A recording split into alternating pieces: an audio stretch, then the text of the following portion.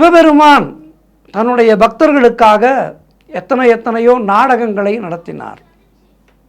எத்தனையோ நாடகங்களை நடத்தினார். 63 நாயன்மார்களையும் ஆட்கொள்வதற்காக 63 விதமான நாடகங்களை நடத்தினார் சிவபெருமான். அதுபோல பெருமாளும் தன்னுடைய அடியார்களுக்காக எத்தனையோ நாடகங்களை நடத்தியிருக்கின்றார். கலியுகத்திலே தர்மம் வாழ வேண்டும் என்பதற்காக,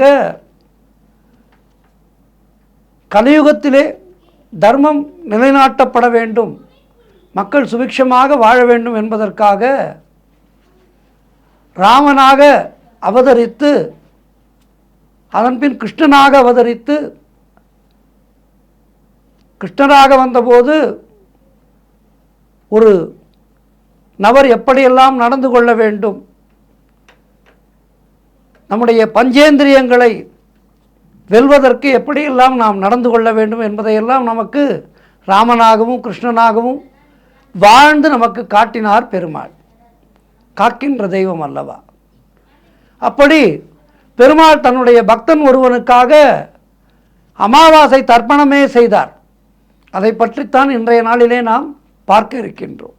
அமாவாசை தர்ப்பணம் அல்ல, திதி தவசம் என்று சொல்லக்கூடிய திதியை தன்னுடைய பக்தனுக்காக இறங்கி பெருமாளே செய்தார்.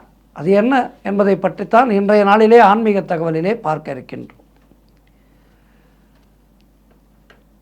அதாவது தீபாவளி அன்று நாம் எல்லோரும் தீபாவளி கொண்டாட பெருமாள் தன்னுடைய பக்தர் ஒருவருக்காக திதி கொடுத்தார்.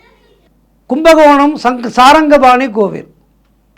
கும்பகோணத்திலே இருக்கின்ற எத்தனையோ கோவில்களிலே அதி அற்புதமான கோவில் இந்த சாரங்கபாணி கோவில். இந்த கோவில் மிக மிக அழகான கோவில். இதில் இருக்கின்ற சிற்பங்கள் எல்லாம் கிருஷ்ணாவதார கதைகளை சித்தரிப்பதாக இருக்கும். ஆனால் இந்த கோபுரத்திற்கு ஒரு அருமையான நடந்த கதை இருக்கின்றது. கதை என்றால் நடக்காதது, நடந்த வரலாறு இருக்கின்றது. ஸ்ரீரங்கத்திலே கோபுரம் கட்டப்படும் முன் இதுதான் தமிழ்நாட்டினுடைய பெரிய கோபுரமாக இருந்தது.